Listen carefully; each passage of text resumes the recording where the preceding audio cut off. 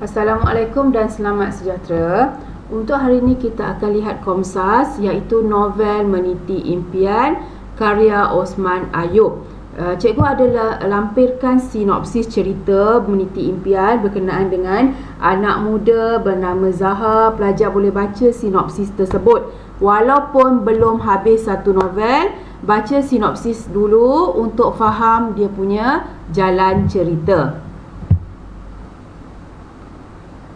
Untuk penerangan hari ini, cikgu akan terangkan berkenaan dengan tema sehingga plot sahaja dahulu. Sama juga macam tingkatan 1, pelajar dah buat cerpen, sajak, pantun. Dalam setiap elemen Komsas, dalam setiap pantun, sajak, novel apa yang pelajar kaji, kita akan melihat tema sehinggalah nilai pengajaran. Begitu juga dengan novel Meniti Impian ini. Okey, kita akan lihat tema dia dahulu. Apa dia tema? Tema adalah persoalan pokok. Idea cerita ini. Baca keseluruhan satu novel beratus-ratus muka surat tu, mesti akan ada satu idea, mesti akan ada idea berkenaan dengan cerita tersebut. Tentang persahabatan ke, tentang kasih sayang. Okey, tema boleh terdapat satu atau lebih dalam sesuatu cerita. Macam cerita Zaha ni, tema dia apa? Semangat dan kesungguhan anak muda untuk mencapai impian. Nanti pelajar boleh rujuk buku-buku nota. Kalau pelajar lihat ada satu buku keluaran Sasbadi, dia punya tema lain, keluaran ini lain, sebenarnya boleh diterima asalkan tema tersebut berkenaan dengan cerita yang hendak disampaikan. Okey, dah lihat tema, kita lihat apa pula persoalan.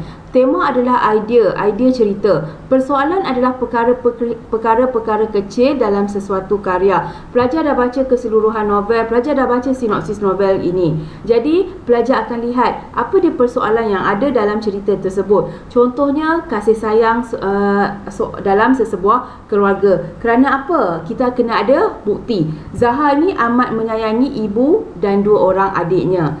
Dia juga menyayangi bapa saudaranya kerana membantu keluarga selepas kematian bapanya. So, kita boleh ambil kasih sayang itu sebagai persoalan cerita. Perkara-perkara kecil dalam sesuatu karya. Kita lihat pula apa dia watak dan perwatakan. Watak ini adalah objek atau pelaku dalam cerita, individu yang ada dalam cerita tersebut.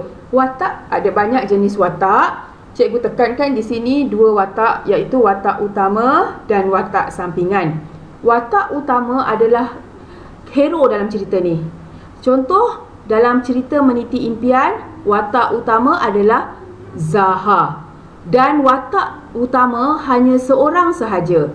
Watak sampingan, individu lain. Contoh, Mak Kia, Pak Yusof, Suhaili, itu adalah watak sampingan. Perwatakan pula adalah karakter mereka. Sikap mereka. Kalau kamu kata Zaha adalah watak utama, apa perwatakan Zaha ni? Zaha ni seorang yang macam mana? Individu yang tak mudah berputus asa. Walaupun dia gagal, dia tak ambil SPM semua, tapi dia boleh berjaya. Anak sulung kepada Mak Kiah. Kita nak terangkan Zaha tu individu yang macam mana. Itu adalah perwatakan. Seterusnya adalah plot. Plot kita akan lihat binaan plot, jalan cerita. Kamu tengok cerita di TV, kamu tengok movie di TV, cerita di TV, kita permulaan dia akan bermula dengan plot. Tak terus hero kena bunuh ke, tak. Dia mesti ada rentetan peristiwa dia. Permulaan cerita, jalan cerita macam mana. Kemudian masuk kepada perkembangan, konflik, klimaks dan akhirnya peleraian. Ini adalah cara untuk menyusun jalan cerita. Bila pelajar tahu macam ni, kamu pun bila nak buat karangan jenis cerita, kamu kena olah isi kamu nanti. Olah isi kamu, permulaan cerita macam mana. Bila masuk konflik tu macam ada aksi sikit. Itu adalah plot cerita. Okey, untuk hari ni sehingga plot sahaja dahulu, sebab dalam Komsas memang banyak kamu kena salin. Siapa yang ada kemudahan pencetak boleh terus cetak nota yang cikgu bagi, tapi pastikan kamu baca.